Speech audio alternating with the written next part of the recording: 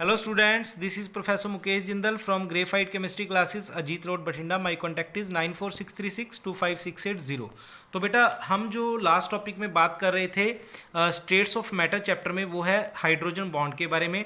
मैंने आपको बताया था कि जो हाइड्रोजन बॉन्ड होता है एक स्पेशल टाइप ऑफ बॉन्ड है, ठीक है, जो कि किसके बीच में अपीयर होता है। जब भी कभी हाइड्रोजन F के साथ लगाओ या O के साथ या N के साथ लगाओ, तब जो फोर्स ऑफ अट्रैक्शन अपीयर होगी that is known as hydrogen bond. ठीक है, तो इसके लिए कंडीशन मैंने आपको क्या बताई थी बेटा? तो मैंने इसके लिए कंडीशन आपको ये बताई थी कि जो हाइड्रोजन है, ठीक है, वो किसी के साथ भी लगाओ, F के साथ, O के साथ या N के साथ, जैसे यहाँ पे N के साथ लगा हुआ है, ठीक है, एक मॉलिक्यूल में। ठीक है, तो जो दूसरा मॉलिक्यूल होगा बेटा, तो जो दूसरा मॉलिक्यूल होगा, अगर दूसरे मॉलिक्यूल में ऑक्सीजन, नाइट्रोजन या फ्लोरीन है, ठीक है, तो ये वाला जो हाइड्रोजन होगा उसके साथ, ऑक्सीजन के साथ या नाइट्रोजन के साथ या फ्लोरीन के साथ कौन सा बॉन्ड बनाएगा? हाइड्रोजन बॉन्ड बनाएगा। ये मैंने आपको कल बता दिया था। अब जो नेक्स्ट लेक्चर है उसमें मैं आपको बताने जा रहा हूँ नेक्स्ट थिंग। वो क्या है? जैसे यहाँ पे एक एग्जांपल दे रखी है आपको। जैसे मान लो हाइड्रोजन है, वो नाइट्रोजन के साथ लगा हुआ है। देखो, आपको ना एक चीज में यहाँ पे ध्यान रखने वाली है। वो क्या है? एक तो मैं देखो डार्क बॉन्ड बना रहा हूँ, ये देखो सारे डार्क हैं, ठीक है, ये सारे डार्क बॉन्ड हैं, और ये है डॉटेड बॉन्ड। अब देखो यहाँ पे ये डार्क बॉन्ड था और ये डॉटेड था। डार्क और डॉटेड बॉन्ड में क्या फर्क है बेटा? जो डार्क बॉन्ड होता है वो होता है कोवैलेंट बॉन्ड, और जो डॉटेड बॉन्ड होता है ये होता है बेटा कौन सा? Hydrogen bond. इसको आपको ध्यान में रखना पड़ेगा।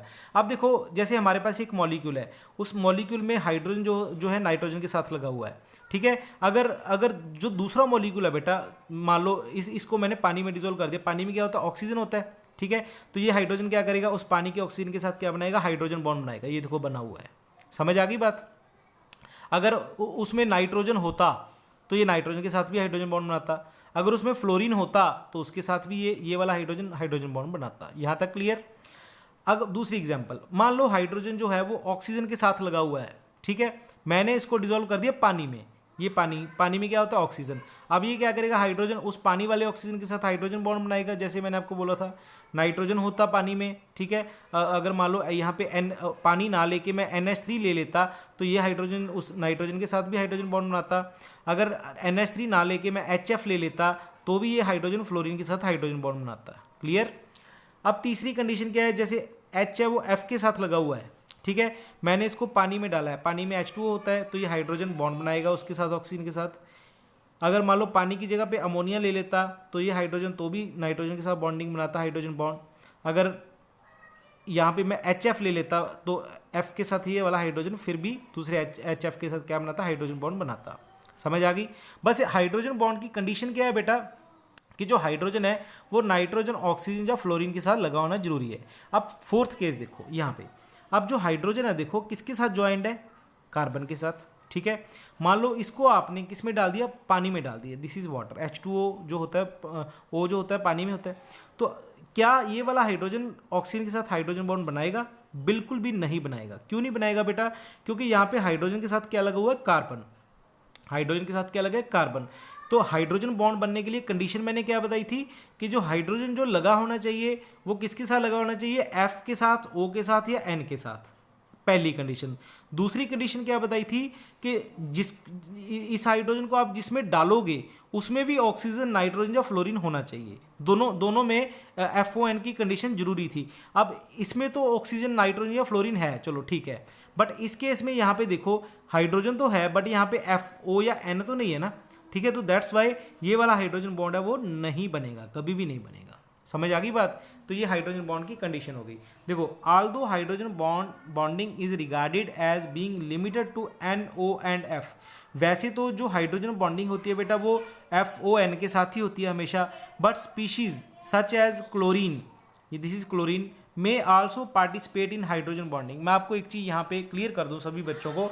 आप लोगों के मन में ये क्वेश्चन होगा कि सर जैसे ही हम HCl ले लो, HCl को आप पानी में डालो, क्या सर ये वाला जो क्लोरीन है, ठीक है, या आप ये लगा लो हाइड्रोजन है, आप मैं दोबारा से बनाता हूँ। जैसे क्लोरीन के साथ हाइड्रोजन लगा हुआ है, ठीक है, HCl है ना, ये आपने इसको पानी में डाला, दिस इज वाटर। क्या ये वाला हाइड्रोजन ऑक्सीजन के साथ यहाँ पे हाइड्रोजन बॉन्ड बनाएगा? ठीक है क्या ये बनाएगा हाइड्रोजन? इसकी देखो ये वाला जो H है, ठीक है, किसके साथ हाइड्रोजन बॉन्ड बनाता है, या तो F के साथ, या O के साथ, या N के साथ, ठीक है। तो पानी में ऑक्सीजन है, ठीक है, ये कंडीशन तो ओके हो गई।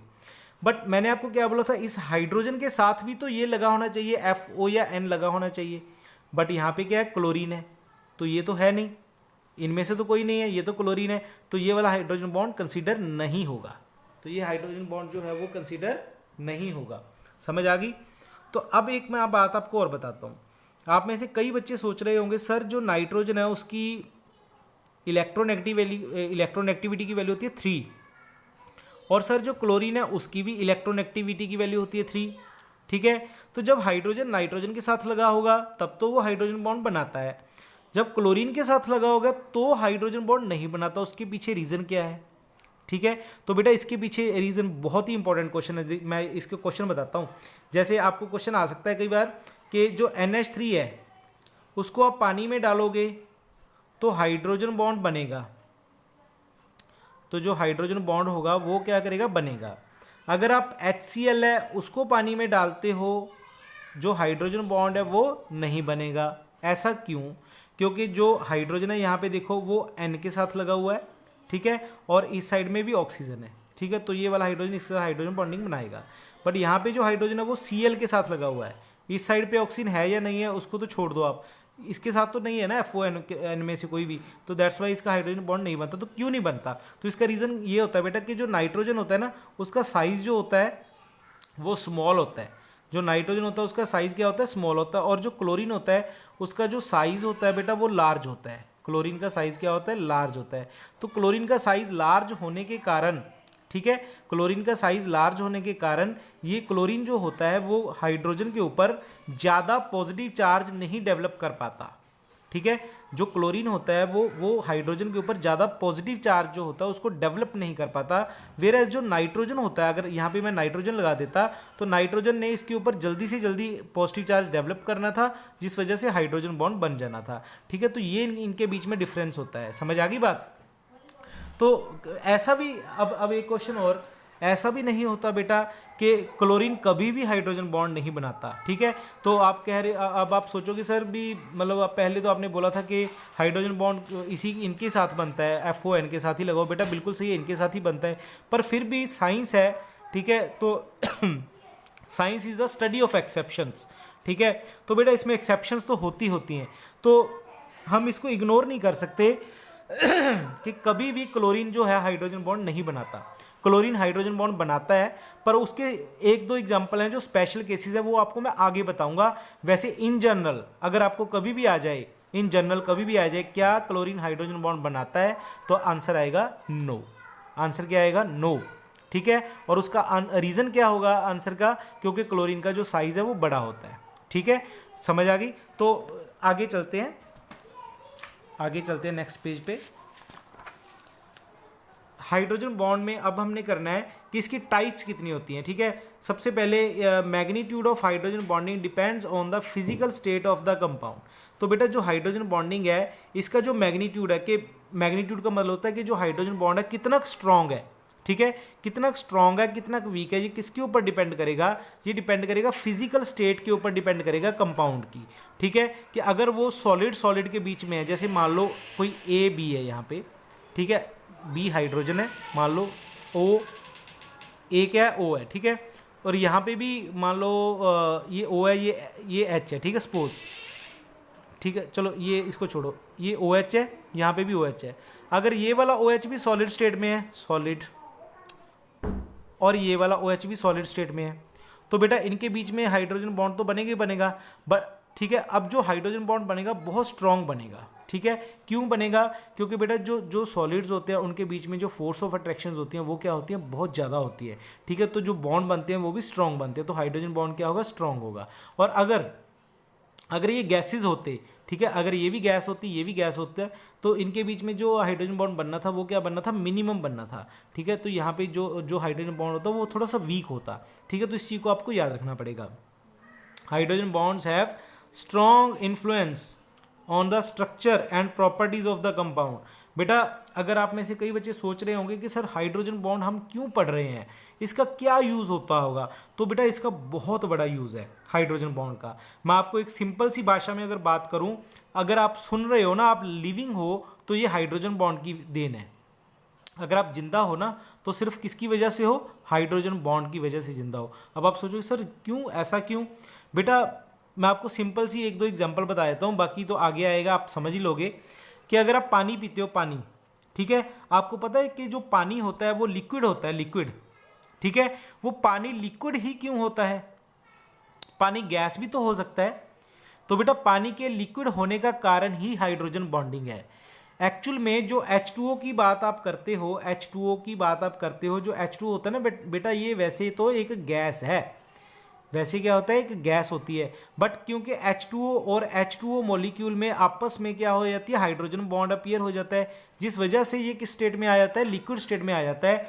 तो हम पानी के बिना जिंदा रह सकते हैं? कभी नहीं रह सकते। तो जो हमारी जिंदगी है वो हाइड्रोजन बॉन्ड ने दी रखी है। अब दूसरा पॉइंट, चलो कई बच्चे सोच रहे होंगे सर कोई बात नहीं, पानी तो किसी हिसाब से कोई और सेटिंग कर लेते। दूसरा और कारण क्या है अपने ज़िंदा रहने का? आपको पता होगा कि बायो वाले स्टूडेंट ज़्यादा जानते होंगे, हमारी बॉडी में डीएनए प्रेजेंट होता है, DNA, deoxy ribo nucleic acids, ठीक है। तो बेटा जो डीएनए होता है ना, डीएनए में आपने 9th-10th में कभी पढ़ा होगा कि जब भी डीएनए के जो बेसिस होते हैं, बेस, ठीक है, एडेनिन, गुआनिन, साइटोसिन, है ना, वगैरह वगैरह, तो वहाँ पे जो बेसिस होते हैं उनके बीच में जो कौन सी बॉन्डिंग होती है, हाइड्रोजन बॉन्डिंग होती है। मैं आपको एक बार बता देता हूँ, अगर उनके बीच में हाइड्रोजन बॉन्डिंग ना होती, अगर बेसिस के बीच में हाइड्रोजन बॉन्डिंग ना होती, ठीक है, तो वो कभी भी डीएनए नहीं बनता। जो डीएनए बनता है ना, वो किस चीज़ से बनता है, जब ए का जो हाइड्रोजन बॉन्ड है वो मतलब टी के साथ, ए टी, एडेनिन थाइमीन, ठीक है, और सी का जो बॉन्ड है, हाइड्रोजन बॉन्ड गुआनिन के साथ, जी के साथ बनता है, तब जाके जो है डीएनए की फॉर्मेशन होती है। तो आपको तो सभी को पता है डीएनए क्या होता है, डीएनए क्या होता है, मतलब हेरिडिटरी मटेरियल है, वह पेरेंट्स से बच्चों में जाता है। तो अगर ये ना होता, तो मतलब बच्चे ना होते, तो आप कहाँ से होते, तो लाइफ कहाँ से होती है। तो बेटा जो हाइड्रोजन बॉन्ड है उसका सबसे बड़ा रोल होता है लाइफ में। तो अगर मैं आपको बात करूं कि हाइड्रोजन बॉन्डिंग जो होती है वो कितनी तरह की हो सकती है, हाइड्रोजन बॉन्ड कितनी तरह के हो सकते हैं बेटा, तो हाइड्रोजन बॉन्ड जो होते हैं वो दो तरह के हो सकते हैं। एक तो इंटरमॉलिक्यूलर हाइड्रोजन बॉन्डिंग, दूसरी होती है इंट्रामॉलिक्यूलर हाइड्रोजन बॉन्डिंग। जो हाइड्रोजन बॉन्डिंग है वो दो तरह की हो सकती है, इंटरमॉलिक्यूलर एंड इंट्रामॉलिक्यूलर। ये क्या होती है, ये क्यों होती है, ठीक है, ये मैं आपको नेक्स्ट लेक्चर में डिस्कस करूंगा। आज के लिए इतना ही, ठीक है, आप इसको अच्छी तरह से कवर कर लेना। Thank you very much.